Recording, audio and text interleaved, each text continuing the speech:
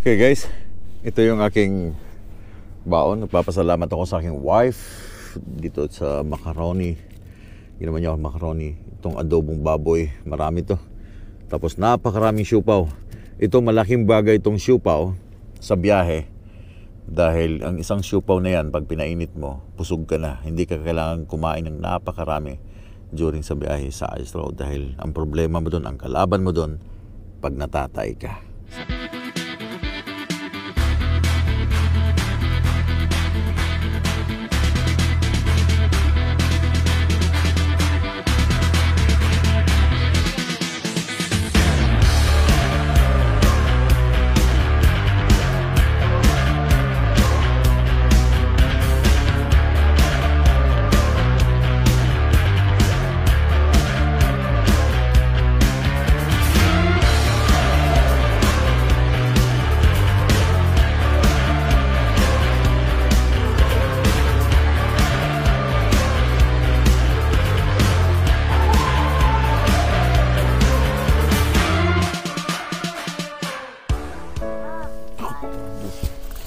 Ingat ka lagi, ha? I love you.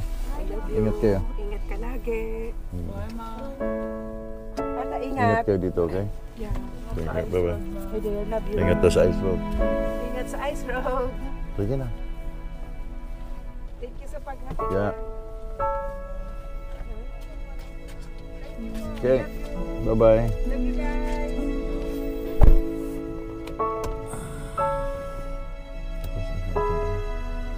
So, hinatid ko yung aking wife. So, about time pa sila.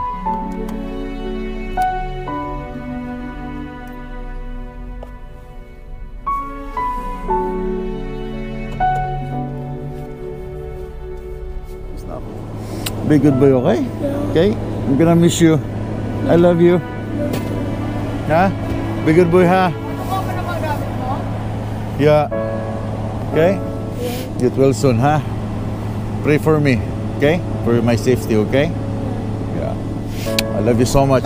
Tell Owa that I love him so much, okay?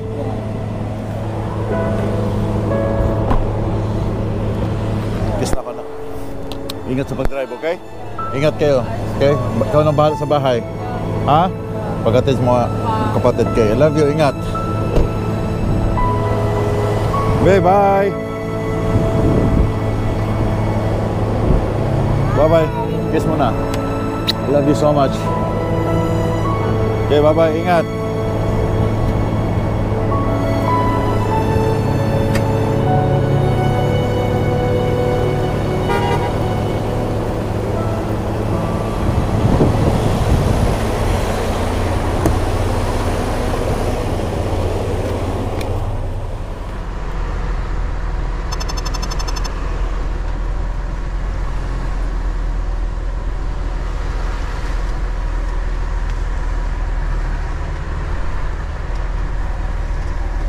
Yan ang aking load na tatapusin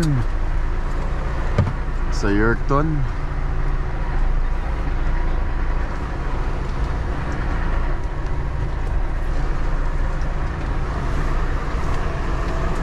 Na yung garahe, samot din ang garahe dito, puro putik.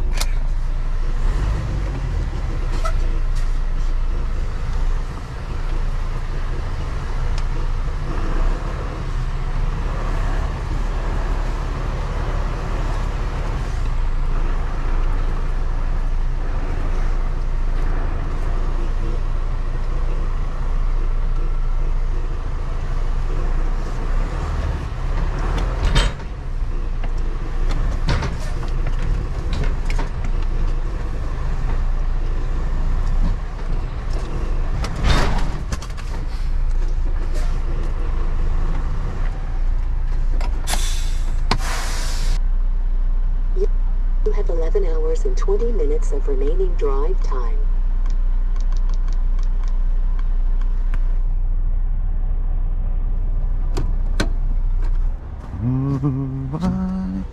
Myself.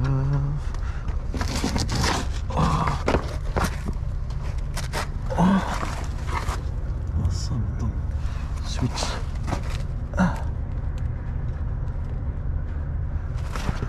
Okay.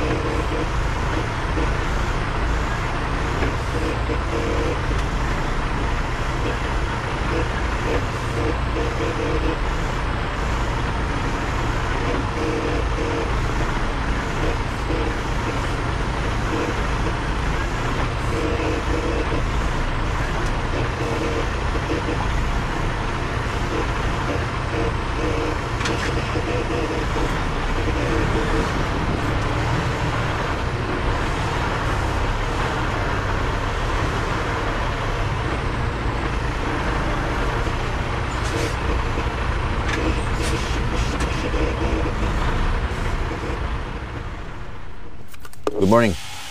So hinihintay ko lang sila matapos ang kanilang ginagawa. Kinakabit nila yung frame para paglagyan ng mga gulong nitong air cart na bit-bit ko galing dun sa Valley City. Yung previous pa na video, hindi pa tapos. Ito pa yung delivery. So hindi ko muna siya i-detach yung trailer dito sa truck kasi the last time na nag-deliver ako dun sa Esteban, dinitouch ko agad. So ngayon ang ginawa nila, nileft pala nila yung yung machine para maisalpak yung gulong. So ngayon, hinayaan ko muna silang tapusin lahat ang kanilang mga framing, yung pagkakabit nung sa gilid, then salpak ng gulong, saka ako magdi-detach. And now, meron pang isang load from here sa Yorkton. Magdadrive ako all the way hanggang Saskatoon, 3 hours and half I think. Then drop ang trailer, kuha ng isang load, pero hindi ako babalik ng Amerika. Maglo-load lang ako sa Saskatoon and then magda-drop ako sa isang Grande Pointe tsaka sa Altoona, sa Manitoba. So that's around 9 hours lang na drive. And then reload from Winkler all the way pabalik na ng west. Kasi ang timeline ay kailangan nandoon kami sa Yellowknife ng February 11 kasi February 12 magsisimula or open na yung highway, open na yung ice road tracking. February 12. Ngayon ay February 6 pa lang. So mahaba pa yung aking oras. Kaya tapusin ko muna itong isang biyahe para meron akong pondo na biyahe.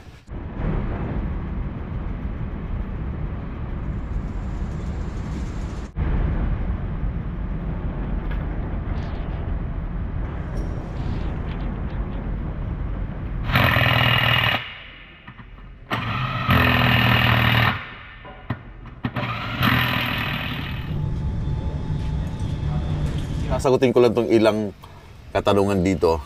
Ito yung mga random question na napili kong sagutin. Ferds and Spike. Sana meron daw meet and greet pag uwi ko ng Pilipinas at saka merch. Sana nga meron akong merch na dala pag uwi ng Pilipinas at ma-meet ko kayo. Pero napaka-iksi lang kasi nung aking bakasyon sa Pilipinas. So, talagang saka ko na sasabihin yung aking mga pupuntahan. But yeah, sana nga meron akong merch na dala. Si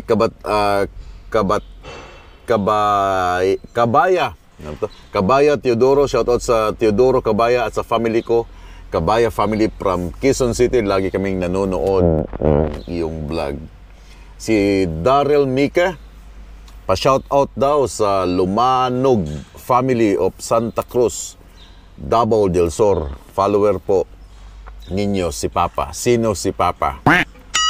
Shout out po Papa ng Santa Cruz, Davao del Sur. Nag-comment ang iyong anak na si Daryl Mika. And nakahook rin kami, buong family nanonood ng vlogs mo. God bless you, Sergeant. And Alex 20, ano po ba ang load na dadalhin nyo sa Yellowknife? Yung aming load na dadalhin sa Yellowknife ay naka-flat deck kami. So iba-iba. Nasa deck side kami. Mga bags of cement. Then mga equipment. Kasi nasa deck kami. Hindi na yung kagaya before na hopper na kinakargahan lang tarp. Yung nirorolyo. Yung hopper na nakikita nyo dito sa Manitoba na sa mga farm. Hindi na ganun ang aming dala. Kung sino yung naka-assign sa deck side, itong mga open deck. So doon kami lahat sa deck ngayon. Kahit anong karga doon, may container na pwedeng i-transport, pwedeng ipasok, papasok ng diamond mine.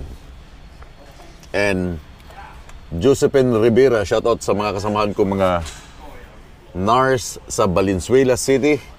Shoutout din sa kumaring si Nora Cruz, NARS dyan dito sa Canada. Yeah. Shoutout sa mga NARS dyan sa Valenzuela City, coming from Josephine Rivera. Maraming salamat sa inyong serbisyo. And shoutout din kay Ritz Romy Lacson dyan sa Surrey, British Columbia, senior citizen, avid viewer ng Pinoy Trucker. Lagi kami kasama sa trip mo, mga senior. Walang ginagawa kundi manood, panoorin ka, and safe trip palagi. Lagi daw natutuwa si Sir sa mga quack, tapos sabay tawa. Always laughing when you hear that quack. Shoutout sa Lacson family dyan sa Surrey, British Columbia, lalo na kay Ritz, Rumi. And sagutin ko lang itong mga question dito, 3 lang to. Napaka-basic lang. Maria Davis, ang biyahe ko ay Canada to America, to every time napapasok, lumalabas ng 2 bansa, the stamp, the passport. Nag-renew ka na ba ng passport? If so, ilang beses ka nagpalit ng passport dahil napuno na ng stamp ang passport mo. Hindi po ini-stamp yung aming passport pag sa Amerika lang kami pumapasok.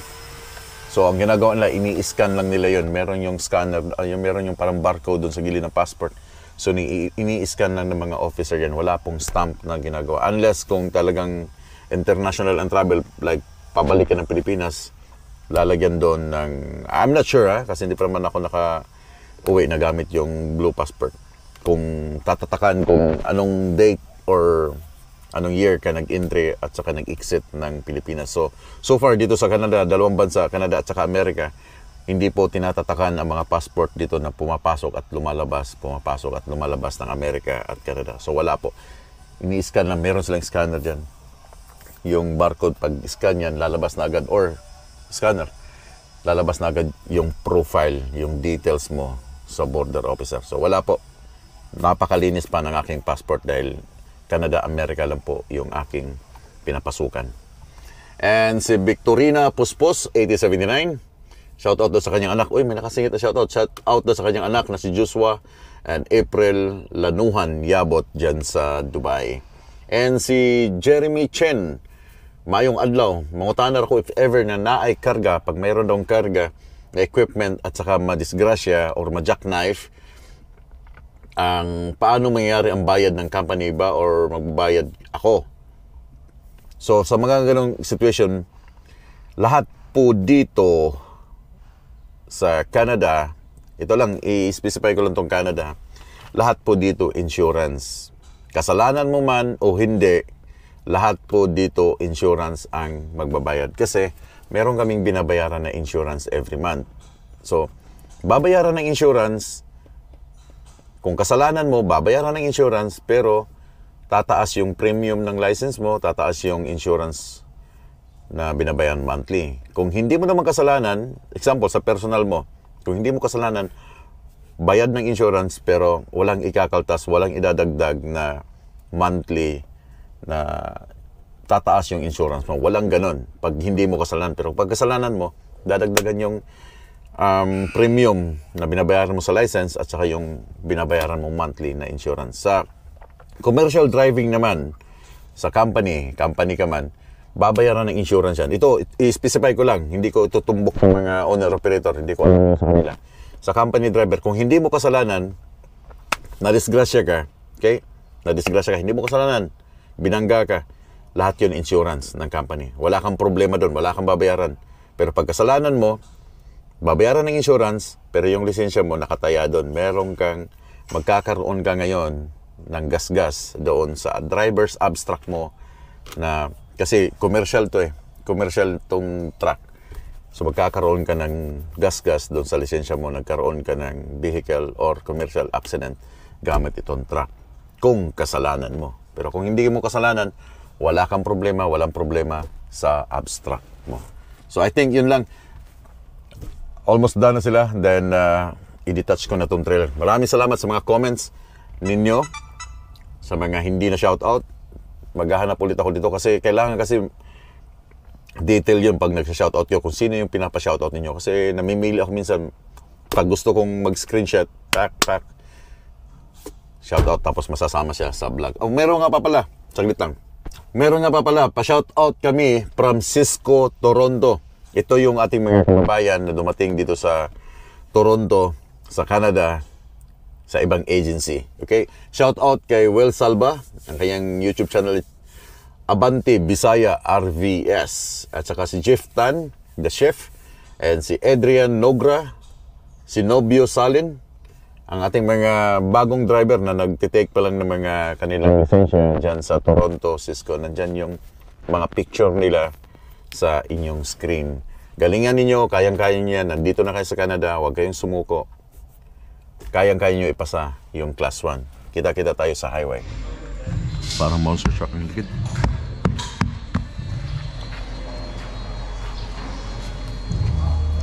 Stay down.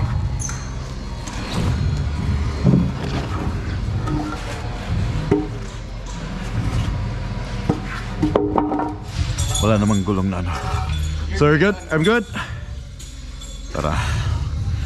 So drop ang hangin.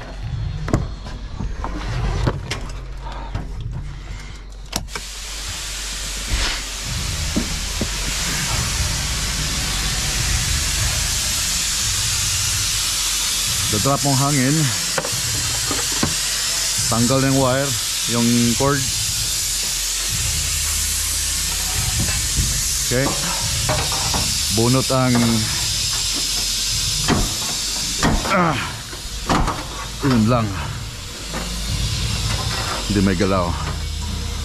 Pag yan hindi may galaw, start ang truck, abante, atras.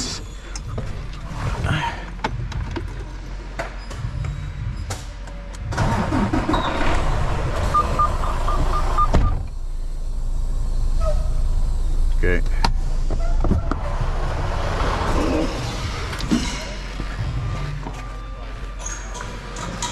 So bunot ulit. Tanggal na yan. Yeah.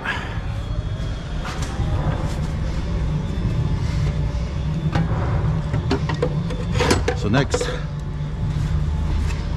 babaklasin mo to, abante. Bababa yan para bababa yung neck niya. Na ganyan.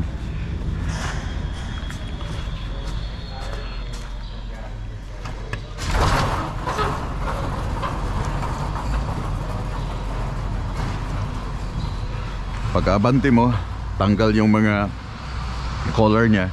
Ito yung tinatawag na collar. Ito tatanggalin. Then sasalpakan mo ulit. Then tanggal yung pin. Meron ba tong pin? Pag tanggal ang pin, abante na.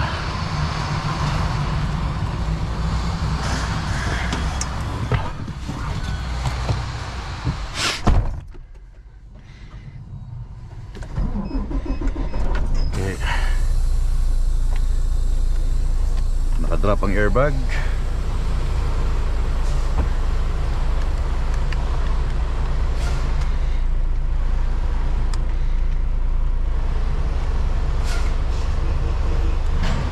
Okay.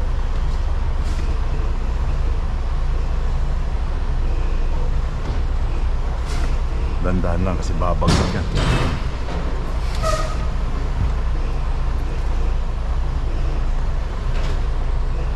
All the way. Slowly. Okay, there you go.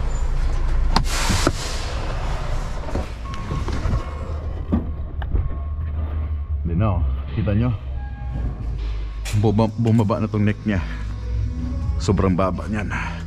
So ngayon mo tatanggalin yung collar.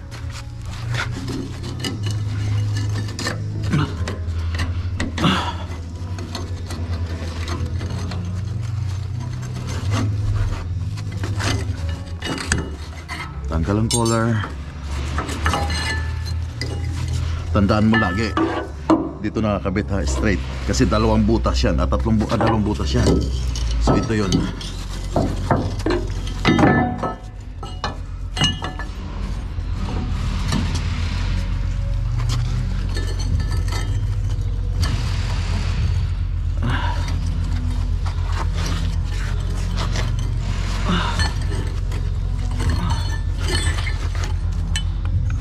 Collar.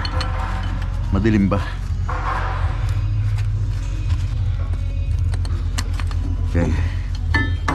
So ang ilalagay mo para hindi ka malito, itong ipapatong dito. Yan ibabalik mo ulit.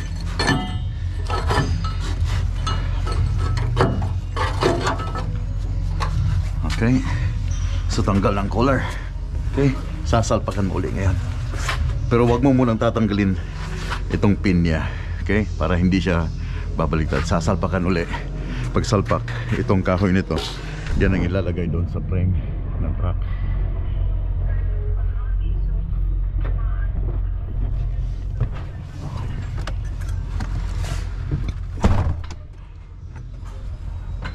Kita nyo na sa unahan. Yun ang forma niya. Double tire. Slowly. Slowly. Slowly. Slowly.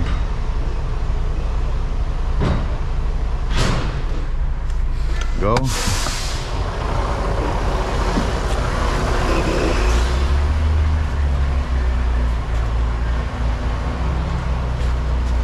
Dahil nasalpak mo na, saka mo bubunutin ang pin. Malambot ang itong pin. Yeah. So na-release na yung pin. Kita nyo nakaangat na siya. Saka mo ilalagay ito. Tapos yung airbag, tataas mo yung airbag para maghihiwalay itong neck niya.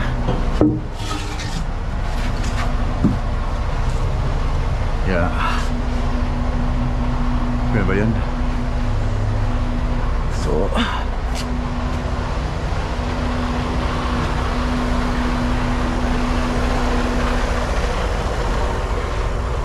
airbag up. Yan nyo.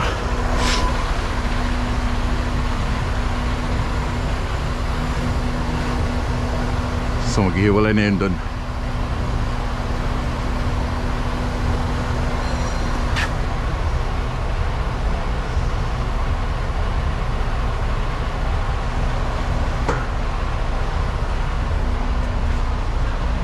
Okay. Ano yan? Can you drop the air out of your trailer too? Oh yeah, sure. Back?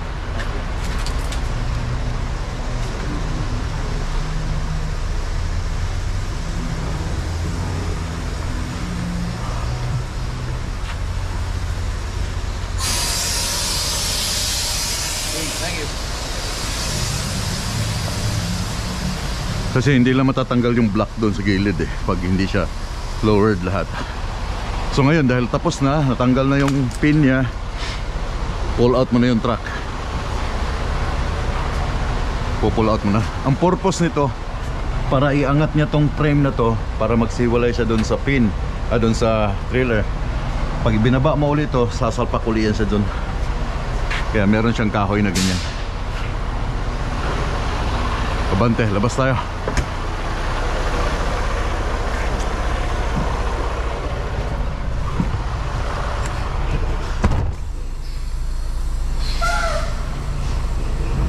Okay, kita nyo, bunot na, di ba?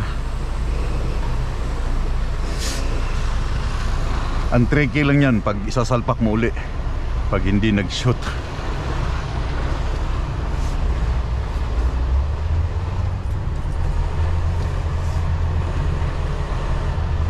So dito lang ako sa side na park.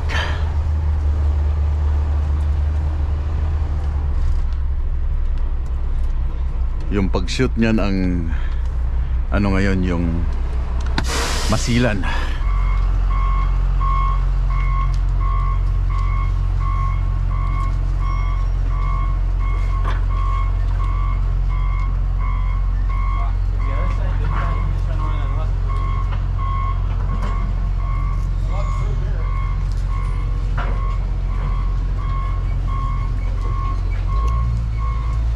Good.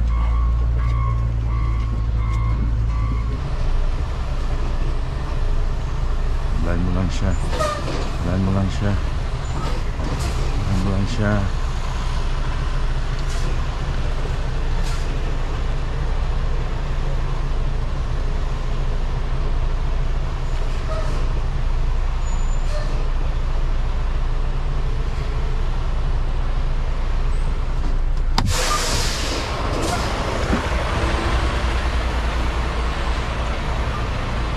Sakto. So konting push pa. Konting push, then that's it.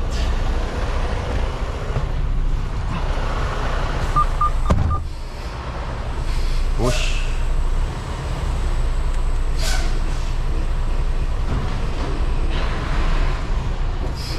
Okay, so yan ay nag-align na siya lahat. So release mo yung pin. Balik mo yung pin. Then lower the airbag. Then tanggal ang trailer para ma-hook up yung collar niya. Okay, nag-down na yung airbag. Come on.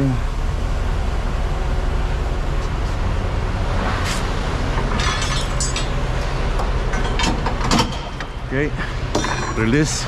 Tanggalin mo yung truck para bumaba yung neck niya at may kabit yung collar.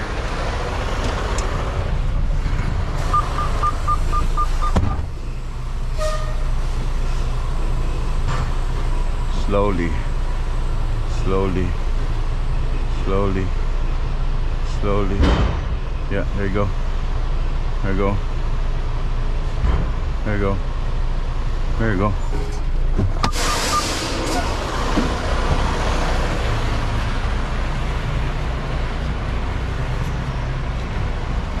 So, baba ng collar, yung neck.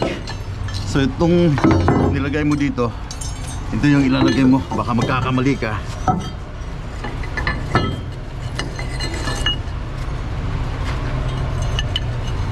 Pin. Right on. So, ito yung nasa ilalim niya, di ba?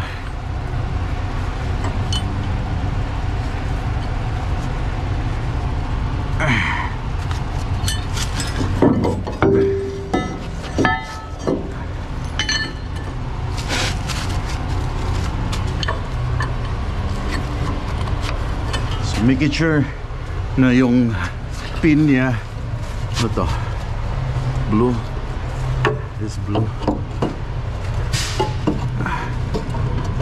Kabit muli yung airlines.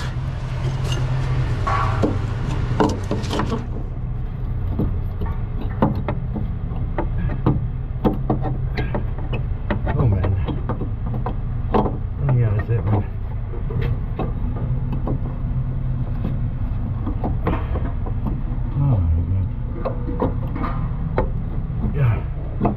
Okay,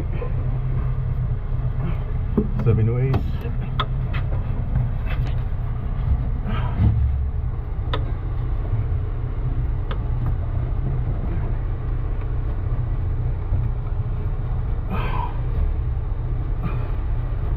Ang hirap tanggalin.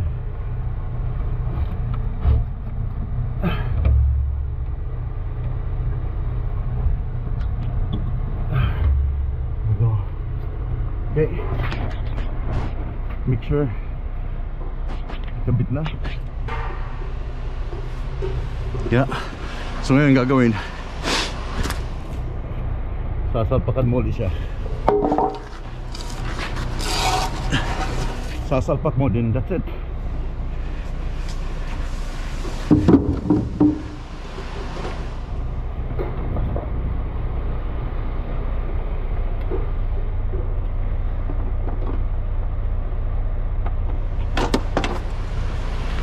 Okay na. Salpak ang truck.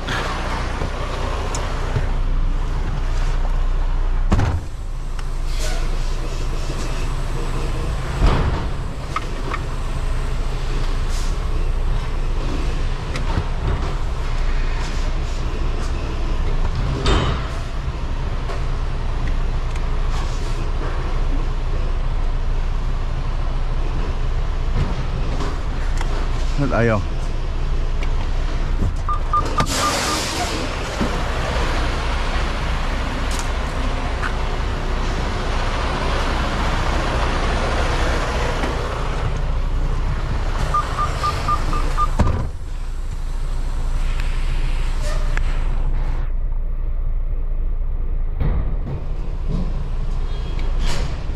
Okay. Suave. Taas ang airbag.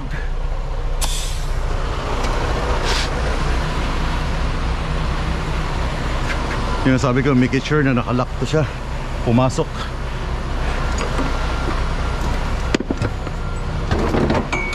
Kabit ang airlines.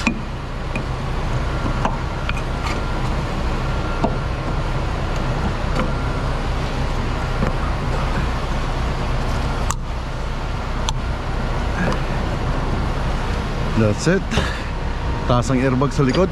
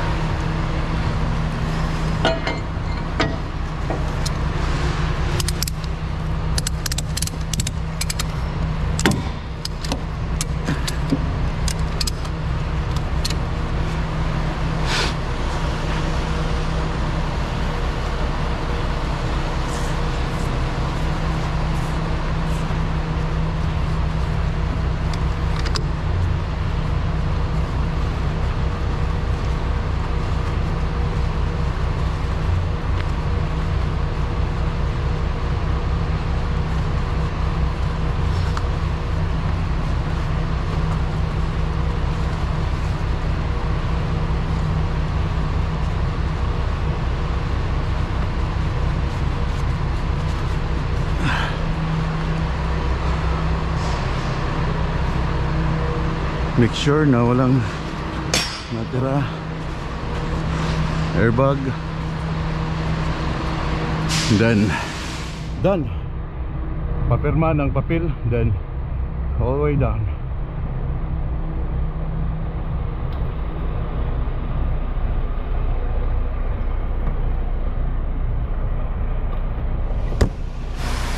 You're gonna sign? There you go.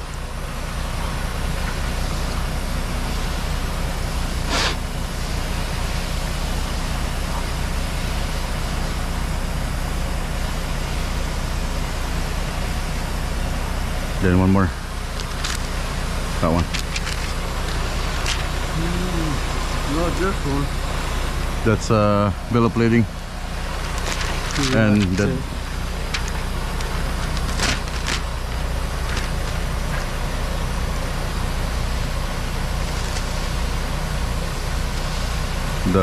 The shirts. Mine. Thank you. Well, okay. All done, man.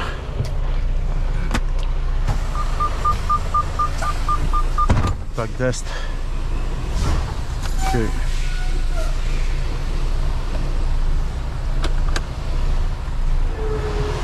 Have a good day.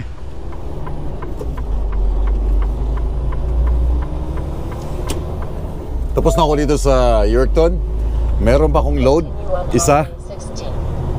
Papuntang Manitoba. Isa pa dahil nga yung ice road magsisimula pa lang sa 12. So meron pa akong enough time maka turn and burn, hataw bago ako aakyat doon. Kasi start ng 9 but kailangan nandoon kami ng 11 February 11 sa Yellowknife kasi February 12 open ang highway ng ice road. So meron pa akong 3.5 hours all the way to Saskatoon, then load and then back to Manitoba para sa isang Grande Point at saka sa isang Anola na delivery, and then pagbalik ko afternoon all the way na to Atchison. Daghang salamat, keep warm. Until my next route, keep safe and keep on tracking.